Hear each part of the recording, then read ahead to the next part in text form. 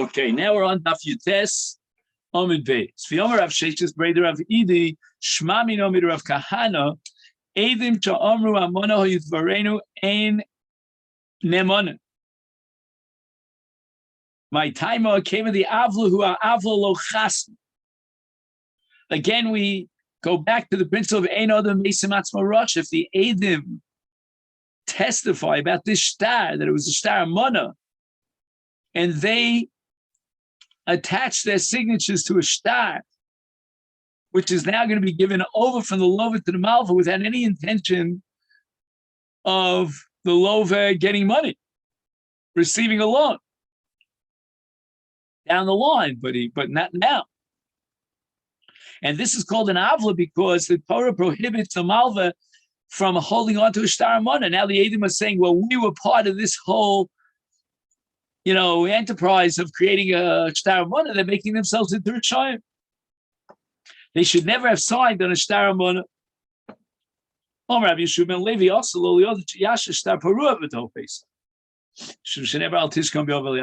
same pasuk of avla is going to apply to a star parua. When the malva gets his money back from the lover, when the lover returns the loan, the malva at that point has to hand over the star over to the lover. If the malva fails to do so,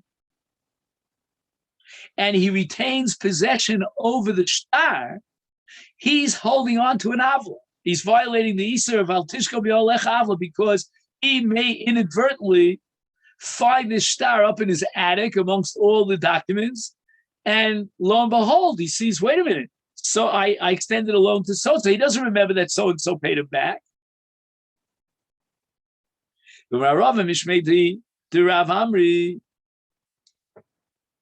in Eretz Yisrael, they had another interpretation of this pasuk. In the name of Rav, Im Oven. No, I'm sorry. Not another interpretation of the same pasuk of Al Tishkon B'Olecha Avla, but rather from a different pasuk. Im Oven B'Yodcha Hachikeu. Oven here is what we call a Dvar Avera. And if somebody's holding on to something which is a Dvar Avera, Achiku means get rid of it. And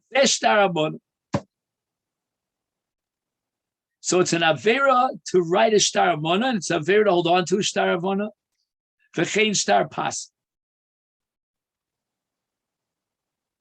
Now this concept of star pasim is a very interesting sociological phenomenon.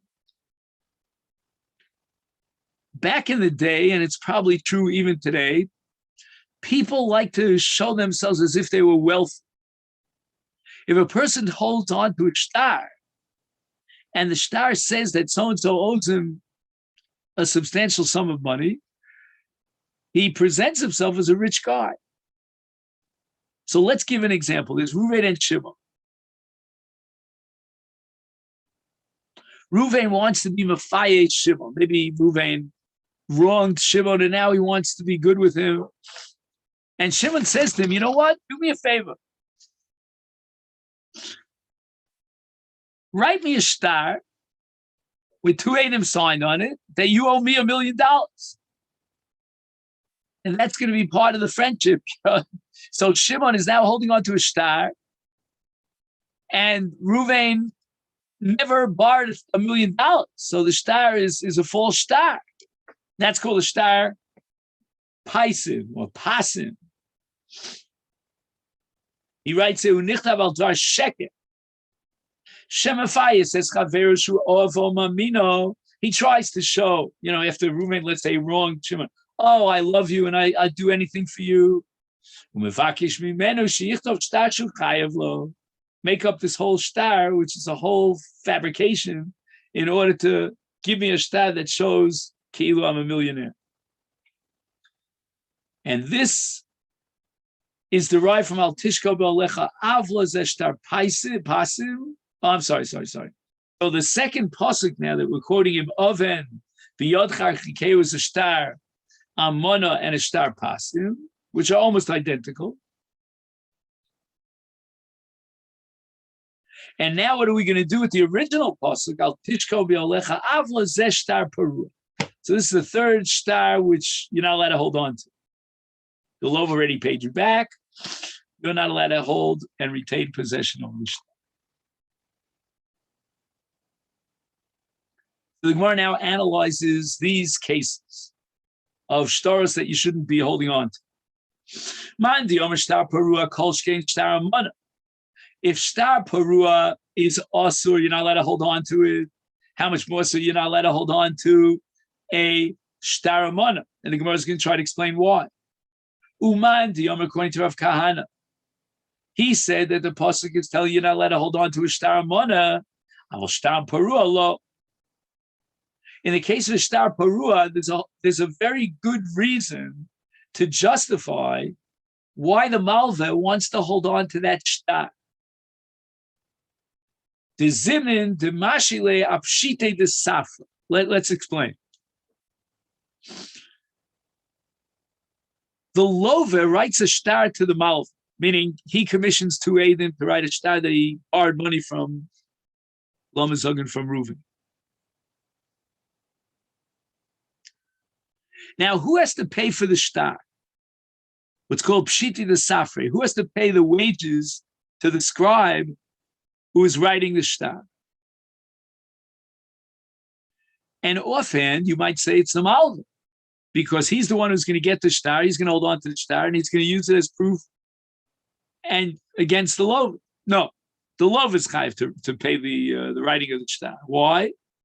Because he's the one who wants to borrow money, and nobody's going to lend him a dime unless he writes a star. So he commissions two Eidim to write the star, but he has no money to pay the Eidim, which is not shocking to us because he's a lover who's borrowing money. He's very tight on funds. So the malva will extend himself financially and pay the pshite the safra on the assumption that the lover will pay him back and reimburse him for the money he's paying for the sofa, because really it's the lover who has to pay for the writing of the star. So therefore, when the lover pays back the loan, the malva says to the lover, you know what? In addition to the loan, I want you to reimburse me for Pshiti and Safri. I paid for the writing. I financed the writing of the star. The lover says, I can't pay you. So the malva says, okay, I'm going to retain ownership over the star, even though it's a star parua, and I'm going to wait until you, the lover, have enough funds to pay me for the Pshiti and Safri.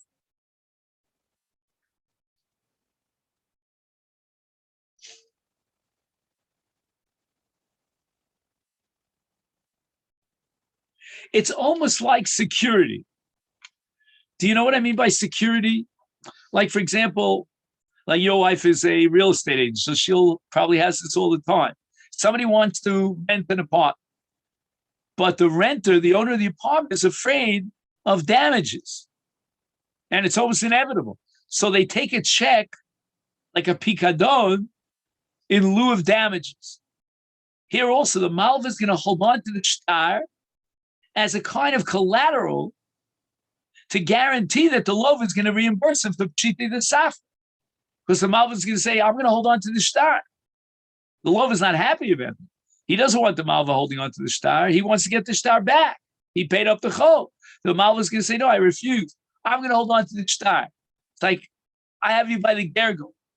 You better pay back the pshiti the safre, otherwise I'm not going to give you back the star. Itmar, Sefer Torah, he says, Nevi'im uksuvim. All this is based on Rashi. She'ena muger. So the halacha is that after a sofer writes any of Kisvei HaKodesh, Torah, Nevi'im, or Ksuvim, we need what's called a Haggah. Somebody has to meticulously review the Sefer, go over the Sefer inside, and determine where there might be mistakes. Like, let's say a letter is missing or he added a letter.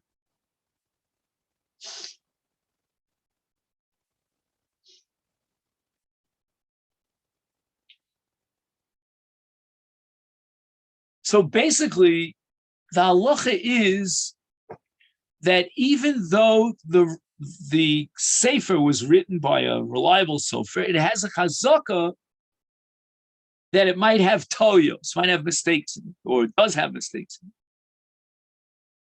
So in order to remove that chazaka, you must have Haggah, Mugeh. I just tell you a story on the side. The Chafetz Chaim Zichrono Livracha, when he sold his Mishnah Brura, he was aware of the fact that very often there were what we call toyos defus, in the printing there were mistakes. And he personally would not give out or sell a Mishnah Brura until he went over it and guaranteed that there were no mistakes. And then, with his own pen, on the inside cover, there's like an extra page there, not the shar, but he would write Mugeh, Mem Vav Gimel He. When I used to be into Sfarim, now I'm not, but I was aware of the fact that if you got a Mishnah Brura with the word Mugeh written on it, which means the Chafetz Chaim wrote it, it costs you $100. Today, I don't know, maybe it's twice that amount. I don't know. They're rare. You're allowed to hold on to such a Sefer Torah to Mugeh for 30 days. We'll give you a little bit of an allotment of time until you can get around to pay someone to do the Haggah. You're not allowed to even hold on to the Sefer. Today they make it, they put the gartel around it, the whole. Because we're afraid that somebody might think it's a good coach to say for Torah and use the Sefer Rav Nachman. If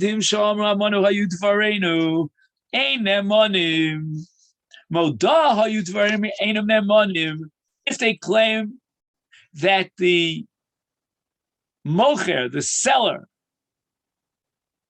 was forced to have the shtar written under duress, they threatened to kill him, and the Edom wrote and signed the shtar as if there was a sale when there really was no sale. And this is what the Edom are claiming, Enam Nemanim. We can't believe them.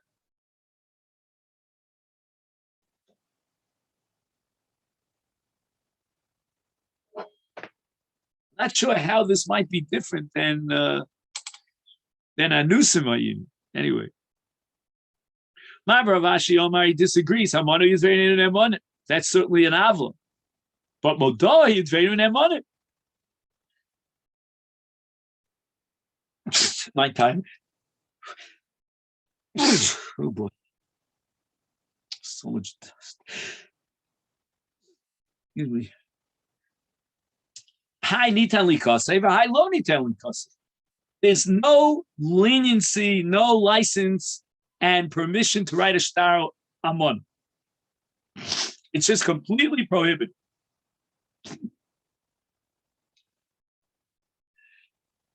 But a shtar moda, which is written in order to save the mocher's skin, because otherwise he's going to have his head handed in, that the Edom are permitted, for the sake of saving a nefesh, to write a shtar moda. I don't understand the sheet of Rav Nachman, but anyway.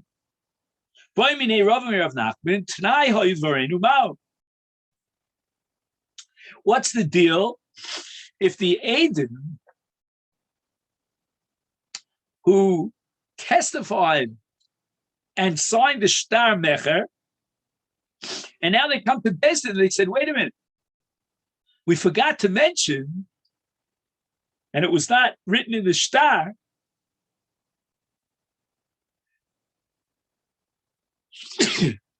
that the mocher only agreed to sell his property if the following condition would be met. And the mocher is claiming that the lokeach did not fulfill that condition.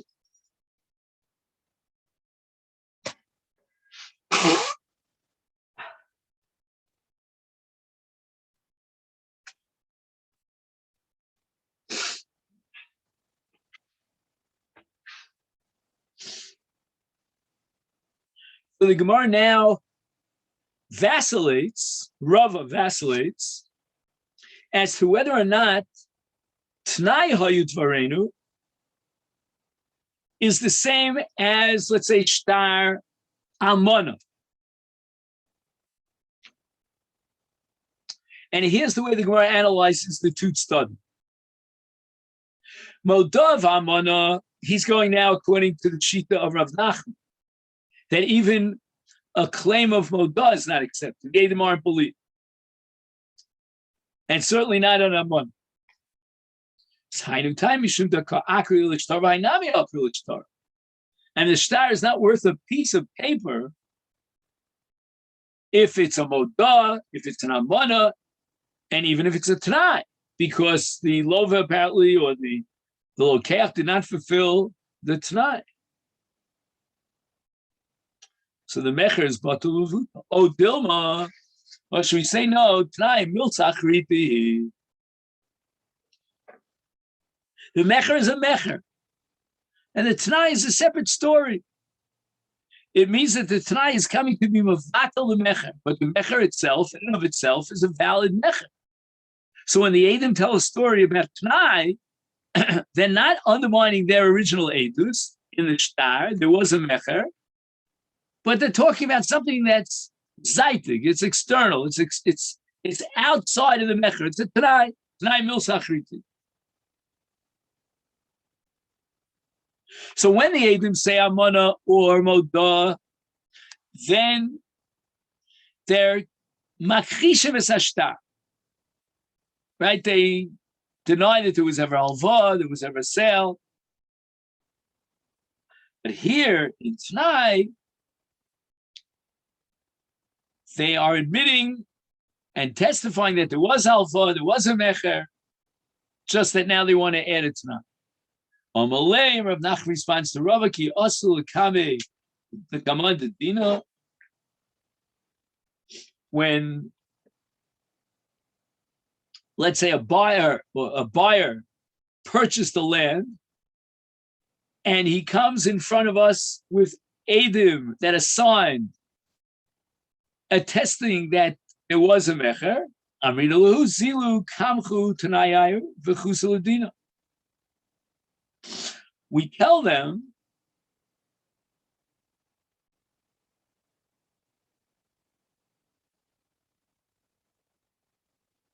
so again, what happened here? The Edom signed on a shtar mecher, and they say Tnai hayu dvarim. So we tell the lokeach, go ahead and fulfill the Tanai, and then Chusul Adina, then come back to us, and we'll judge the case. In other words, Rav Nachman holds that Tanai milsach riti, and therefore the Edom are believed to testify about a Tanai. So therefore they're going to turn to the lokeach and say, buddy, first go ahead and fulfill the Tanai.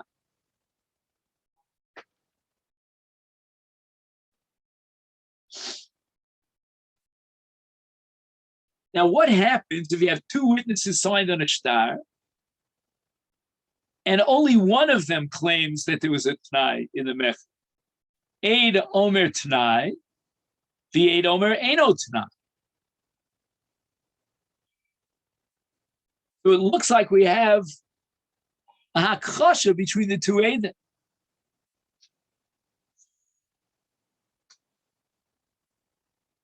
Rav Papa says, let's take the lowest common denominator that's agreed upon between the two Eidim, and let's see what we can make a big deal about that.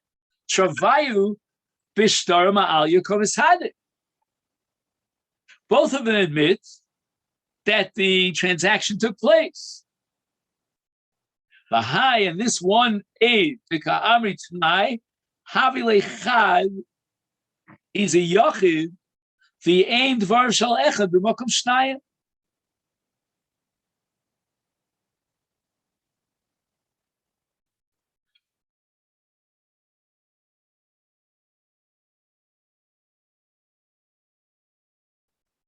Now, this is really a strange Gemara.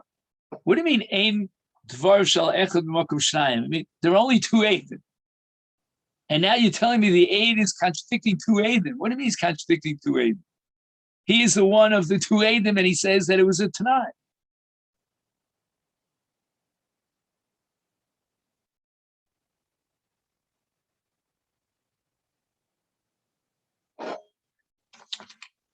I think the answer to this question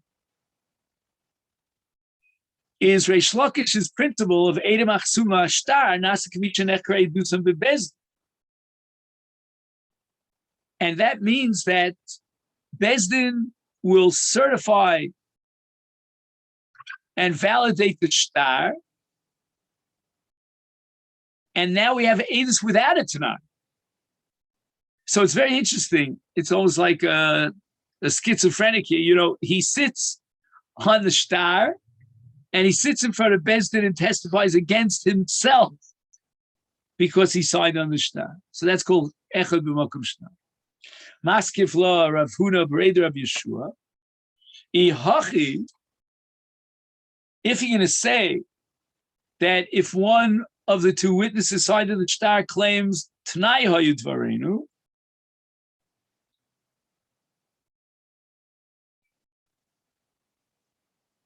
and it's considered as if he's testifying against the two Eidim who are signed on the Shtar, is Afilu Travayu Nami. Logically, you should go one step further. Even if the two Eidim on the Shtar claim there was a Tanai, they're going against the Shtar.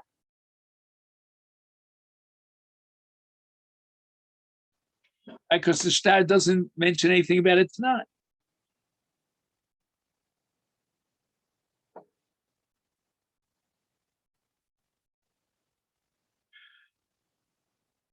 And Rashi here, as explained by the Ritva, says, when the two Eidim are testifying about their own Shtar, that it was a Tanai, we cannot accept their Eidus because the Shtar itself is considered like two Eidim, that there was no Tanai. Ella, we have no choice but to say that the reason why two Eidim who say Tanai Hayid Varenu not believe the Amrinon Hani Limi Ekar Sadusayu Kaasu.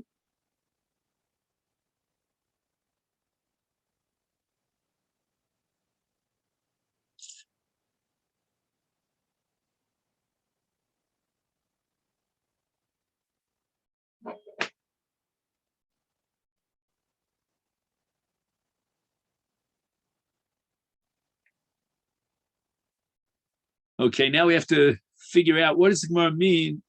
Hani lemi ekar sadaisu kaosi.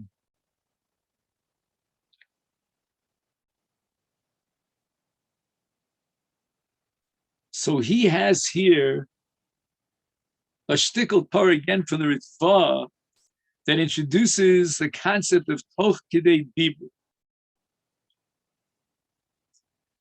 And if I understand correctly, the Eidim that are signed in the Shtar are now standing in front of Bezdin. They have two things to tell us.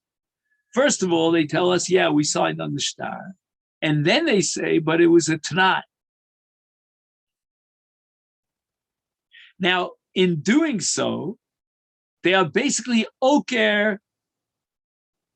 They are undermining and contradicting the Shtar itself. The Shtar indicates that there was no Tanai.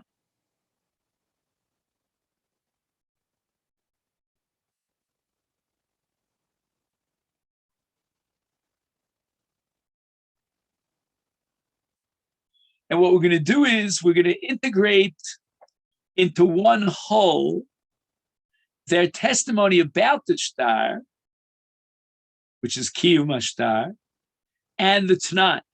It becomes one Edus, because it was Tokidei Dibur. Now, there's no other way that we can be Mekayim the shtar except for their testimony. And therefore, we're going to believe them when they tell us that the mocher added a condition to the sale.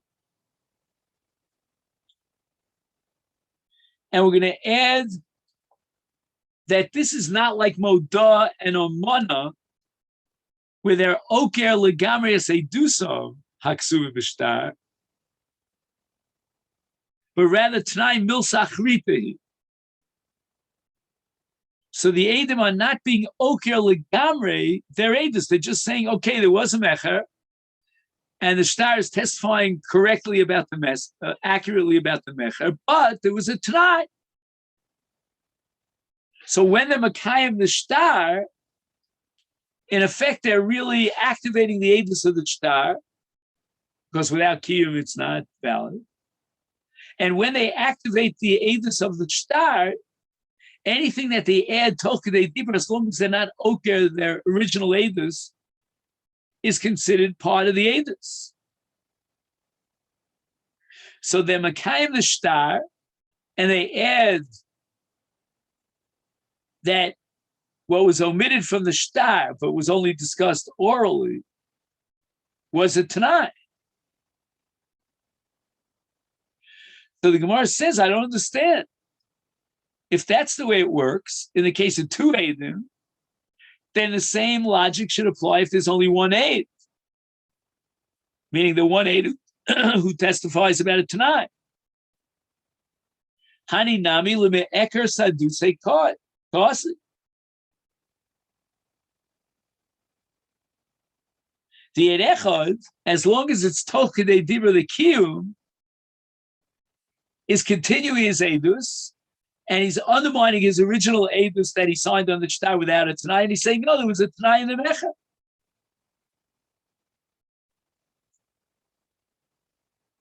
And again, since that one Eid is absolutely critical to be Mekayim the shtar. Without him, there's no way we can be Mekayim the shtar. Then he is continuing his Eidus, Tokidei Dibur, when he adds it tonight. And why is that? Because he's not undermining, like in the cases of Amona and Modah, the shtar itself. The shtar is correct.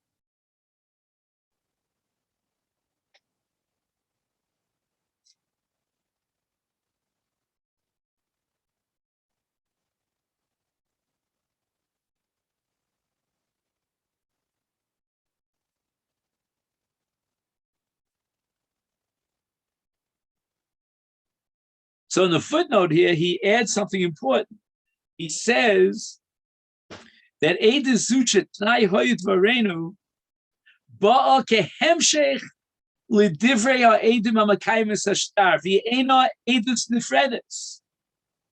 There's no Kevin Shehigit over here because he's still telling the story. Tokidei Dibur the Kiyum is considered an extension of the original Eidus.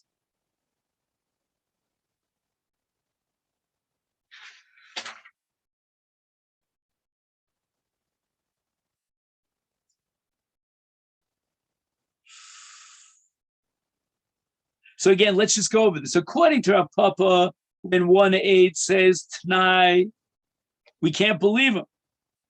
We have to throw him out of court because he's Echad against Shnai.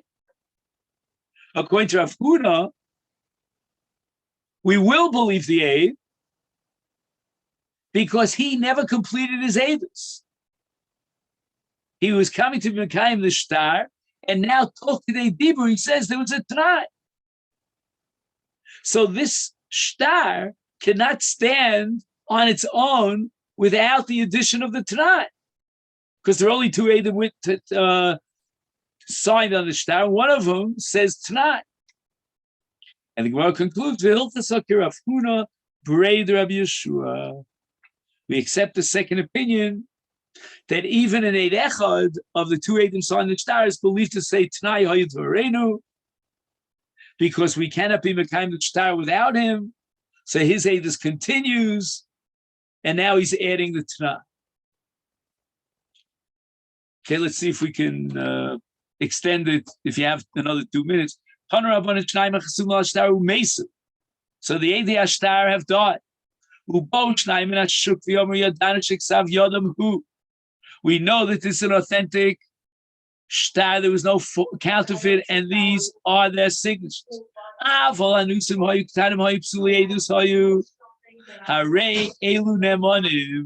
Once again, we go through the same logic as the Mishnah Pesha Pesha, because since we cannot be Mekayim the shtar without them, then they're believed to tell us that the shtar is invalid. But v'im yesh edim sheksav yodam hu zeh. Oh, shaya ksav yodam yotzim makom acher mishtar shekara v'iru b'bezdin. It's ein elu ne'emanim. The shtar is mekuyam because we can compare the signatures to other signatures. Or we have a shtar that has their signatures, and that shtar is mekuyam. Ein elu ne'emanim. The shtar is kosher.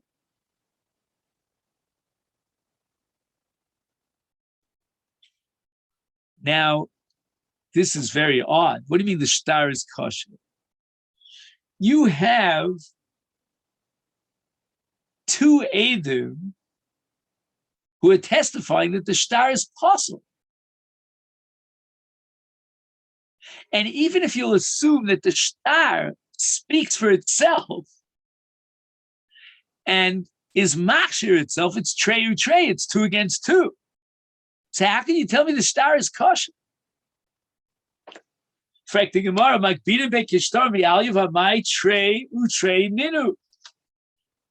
you validate the shtar? And now the Malva is going to collect $1 million from the Lova when there are 2 Eidim against the 2 Eidim. The shtar were testifying that the shtar is possible. Rav Sheshes also meres hakosha tchilas hazama. And on Daf Chav, kishem she'ein mazim es ha'edim el b'fneihem, kach ein makhishin es ha'edim el b'fneihem. When they contradict the shtar, they are basically passing the edus of the shtar like hazama, and it's a process of hazama. Now, when there's a process of hazama, and 2 Eidim are going to say to 2 Eidim, well, you lied, you perjured yourself, and you weren't there, you were with us elsewhere, blah, blah, blah. They have to be there at the time of the Hazama. Why? Because we have a principle of Ein Me'idin al Bal Davar el B'fana. So Hazama requires Bifnei Ha'edim. Is now we should assume Kach Ein Makhishin Ha'edim el B'fneihem. Now, what do you mean B'fneihem? The 2 Eidim signed on the shtar are already gone. He says, "Kevan Eidim achsum al shtar mesu, the Eidim yichol level at bezdin until after Tchias HaMesim, right? So when now these 2 Eidim are coming in and passing the shtar by saying anusim hayu ktanim hayu psuli edus hayu, it's not a valid edus. We cannot accept their edus because they're saying something about the Eidim, and the Eidim are gone. They want to passel the shtar, but by doing what? By testifying against the Eidim HaShtar. They can't do that because they already gone. All right, so let's make a note of where we got up to here. On Daf Chaf Amud Aleph,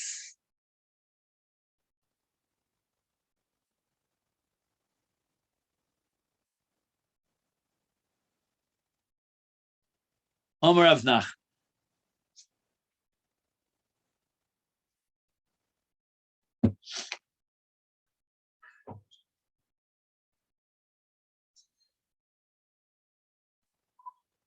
Okay then, thank you very much. Have a great Shabbos. So, Mitzvah Sunday, we'll talk about 8 a.m. Yeah, if that works.